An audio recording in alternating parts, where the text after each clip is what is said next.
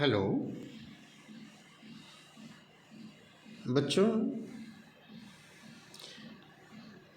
उच्च प्राथमिक विद्यालय बालमपुर, ब्लॉक भदैया, जनपद सुल्तानपुर से मैं तुम्हारा विज्ञान शिक्षक राजकुमार तिवारी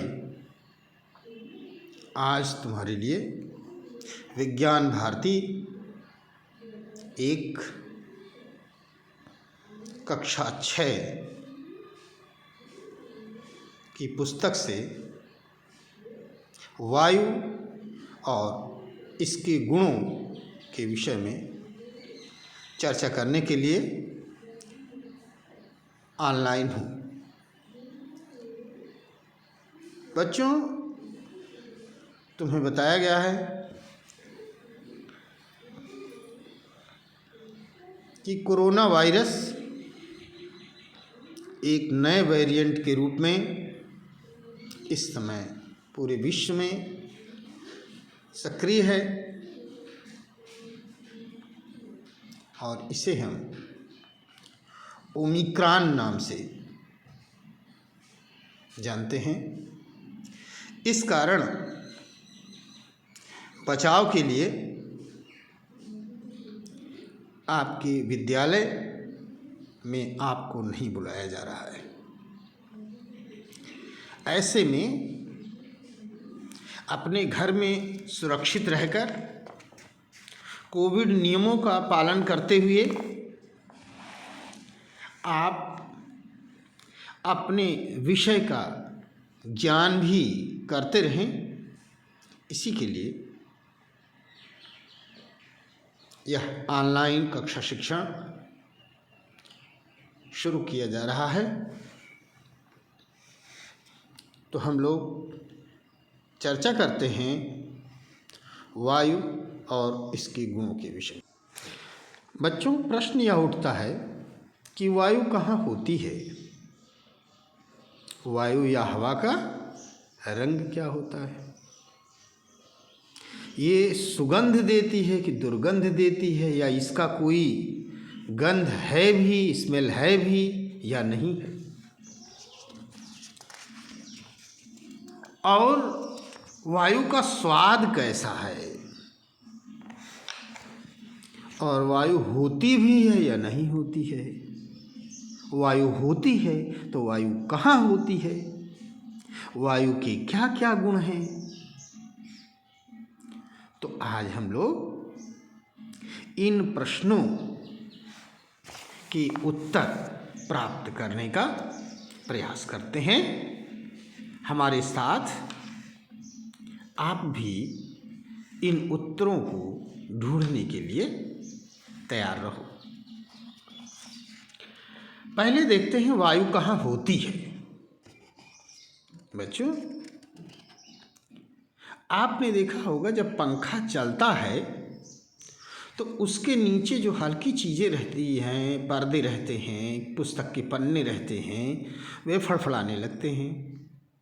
कागज़ की बनी हुई फिरकी को लेकर के जब तुम दौड़ते हो तो फिरकी घूमने लगती है, और जोर की हवा जब चलती है तो खिड़कियों के जो पल्ले हैं उनकी टकराने से, दीवार में टकराने से, आपस में टकराने से फटफट की आवाज़ आती है।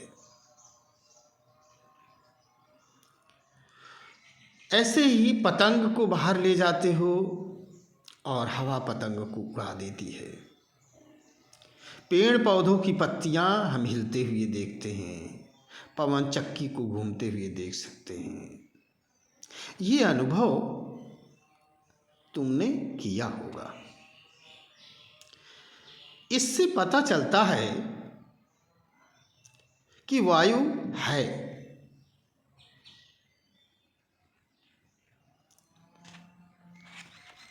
और यही वायु की उपस्थिति का हमें अनुभव कराते हैं। पृथ्वी की सतह के ऊपर जितने भाग में वायु उपस्थित है वह वायुमंडल कहलाता है।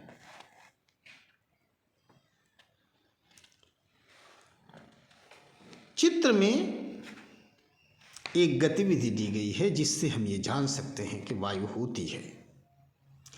एक कांच की बोतल तुम ले लो और जैसा कि चित्र में दिखाया गया है, एक टब में या बाल्टी में पानी ले लो। बोतल को औंधा कर दो, उलट दो, उसका मुंह नीचे की ओर कर दो और पेंदा ऊपर की ओर कर दो, बॉटम ऊपर की ओर, और उसके बोतल के मुंह को बोतल खड़ा करके सीधा सीधा पानी में डुबोते हैं। बोतल डूबती जाती है लेकिन कोई विशेष क्रिया नहीं होती है। अब उसी बोतल को हम पानी में डुबोकर उसके मुंह को ऐसा सेट करते हैं कि बोतल टेढ़ी हो जाए, और जब बोतल टेढ़ी करते हैं, तिरछी करते हैं, तो उस उल्टी बोतल के मुंह से वायु या हवा के बुलबुले निकलने लगते हैं।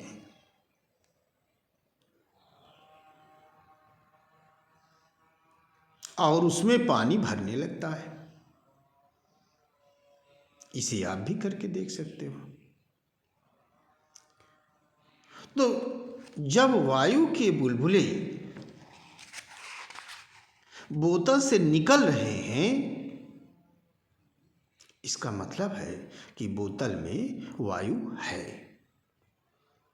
जबकि हमें इसके पहले नहीं पता था कि बोतल में वायु है या नहीं है। या यूं कहें कि हम जानते भी थे तो दूसरे को बताने में हमें असुविधा होती थी। इस गतिविधि के माध्यम से हमने ये जाना कि बोतल के भीतर वायु है। इसी प्रकार प्रत्येक स्थान पर वायु रहती है, ये हमें अनुभव करने की ज़रूरत होती है।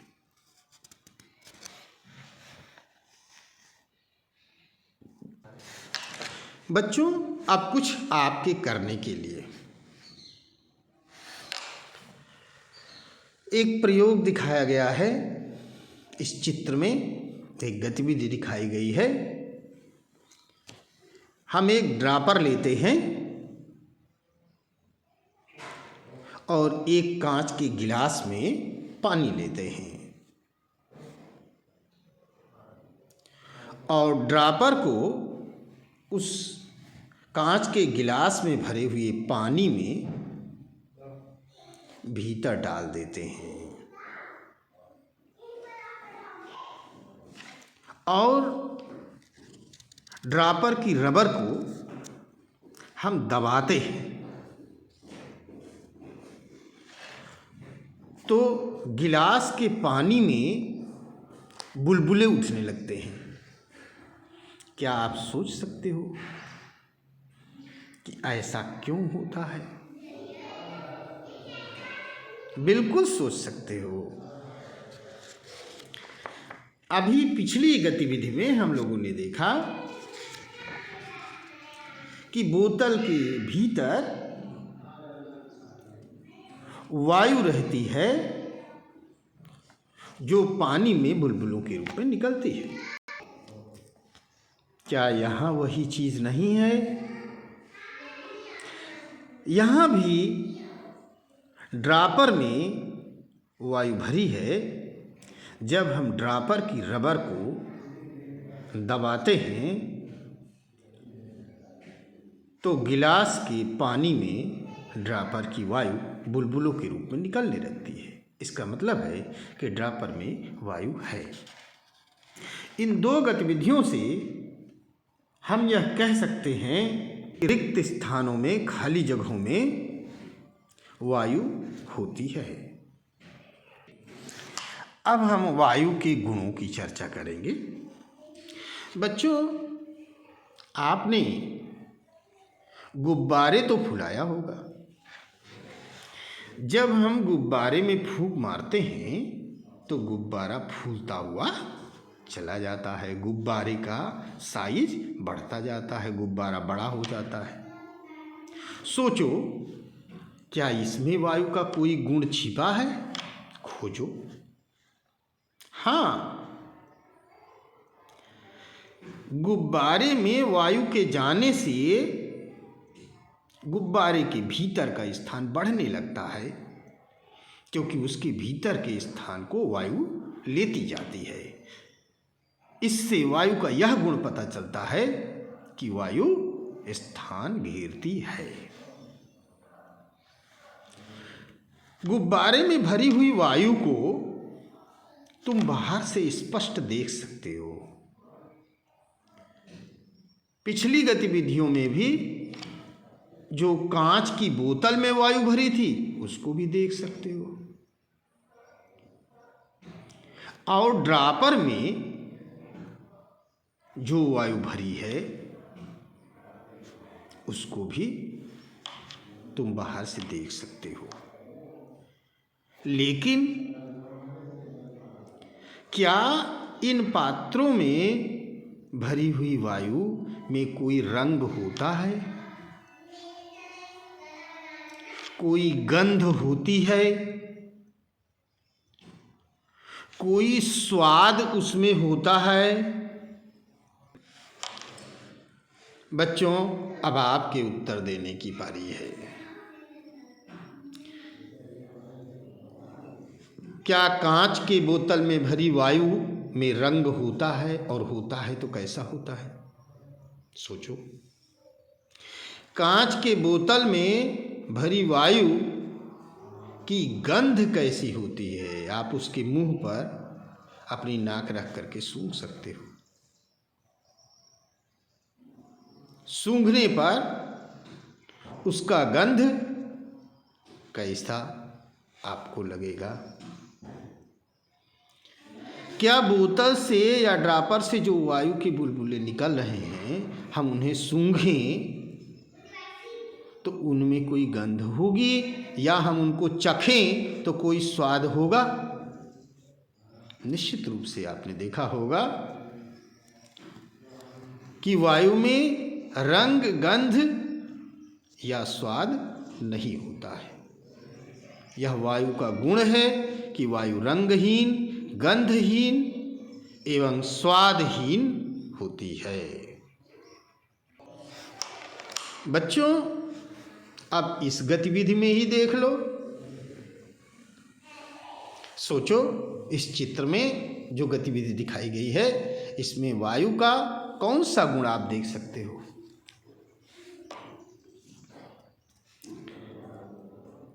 आप देख रहे हो कि एक लंबी डंडी का तराजू है और दोनों सिरों पर एक बराबर, एक जैसे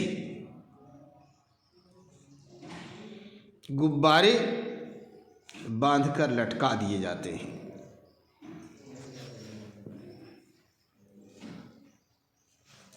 और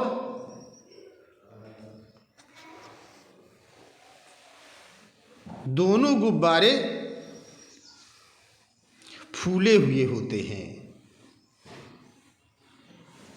तराजू की डंडी बराबर होती है, सीधी होती है। किंतु यदि एक गुब्बारे में हम पिन चुभोएं और वह गुब्बारा फूट जाए तो निश्चित रूप से जो तराजू की डंडी है वो फूले हुए गुब्बारे की तरफ झुक जाएगी। इससे क्या पता चलता है कि वायु में भार होता है। बच्चों, तुम्हारी किताबों में भी यह दिया गया है कि दो समान गुब्बारे हम तराजू के डंडे के दोनों सिरों पर बांधेंगे, डंडा सीधा होगा, फिर एक गुब्बारे को पूरा फुला करके हम डंडी के एक किनारे पर बांधेंगे। जो फूला हुआ गुब्बारा होगा उधर डंडी झुक जाती है। तो गुब्बारे फोड़ने वाली गतिविधि अच्छी है या गुब्बारे फुलाने वाली? एक गतिविधि रचनात्मक है जिसमें गुब्बारा फुलाना बचाना बताया गया है और दूसरे में गुब्बारे को फोड़ना बताया गया है। तो रचनात्मक गतिविधि की आदत आप में पड़नी चाहिए, इसलिए आपकी पुस्तक में जो गुब्बारा फुलाने की बात की गई है वह बेहतर है गुब्बारा फोड़ने से। लेकिन इन प्रयोगों से, इन गतिविधियों से या इन चित्रों से हम वायु का यह गुण समझ सकते हैं कि वायु में भार होता है। बच्चों, इस चित्र में जो गतिविधि दिखाई गई है, सोचो इसमें वायु का कौन सा गुण हम देख सकते हैं। एक गिलास लिया गया है, उसमें हम पानी भरते हैं और एक दफ्ती का टुकड़ा उस गिलास के मुंह पर रख देते हैं। हथेली रख करके दफ्ती के टुकड़े को थोड़ी देर दबाए रखते हैं और उसके बाद गिलास को उल्टा कर देते हैं, हथेली का सहारा दफ्ती को दे करके, और फिर धीरे धीरे दफ्ती पर से अपनी हथेली को, अपनी उंगलियों को हम हटा लेते हैं। तुम देखोगे कि दफ्ती का टुकड़ा गिलास को उल्टा करने पर भी नीचे नहीं गिरता है। इससे वायु के कौन से गुण को आप देख सकते हो?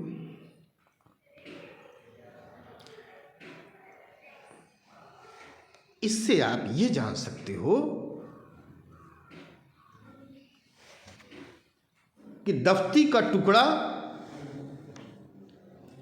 इसलिए नीचे नहीं गिरता है क्योंकि दफ्ती के टुकड़े के नीचे की जो वायु है वो दफ्ती पर दाब डालती है और गिलास में जो पानी भरा है वह भी दफ्ती के टुकड़े पर दाब डालती है। पानी दफ्ती को नीचे की ओर गिराना चाहता है, लेकिन दफ्ती के नीचे की जो वायु है वह ऊपर की ओर दाब डाल रही है। दोनों दाब की दिशाएं अलग अलग हैं। इस कारण से दफ्ती का टुकड़ा नीचे नहीं गिरता है। इससे हमें पता चलता है कि हमारे चारों ओर जो वायु है वह दाब डालती है, वायु में दाब होता है। जब आप गुब्बारे में ज़्यादा वायु भर देते हो या अपने साइकिल की ट्यूब में ज़्यादा हवा भर देते हो तो गुब्बारा फूट भी सकता है, ट्यूब बर्स्ट भी हो सकती है। इससे भी हमें पता चलता है कि वायु दाब डालती है। बच्चों, इस वीडियो को देखने के लिए, वायु और वायु के गुण सीखने के लिए बहुत बहुत धन्यवाद। अगले वीडियो में हम वायु के संगठन की चर्चा करेंगे कि वायु कैसे बनती है, इसमें कौन कौन सी गैसें होती हैं और कौन सी गैस ज़्यादा कौन सी कम होती है, कितनी कितनी गैसें उसमें होती हैं और वायु के इस संगठन का दैनिक जीवन में हमें क्या लाभ मिलता है।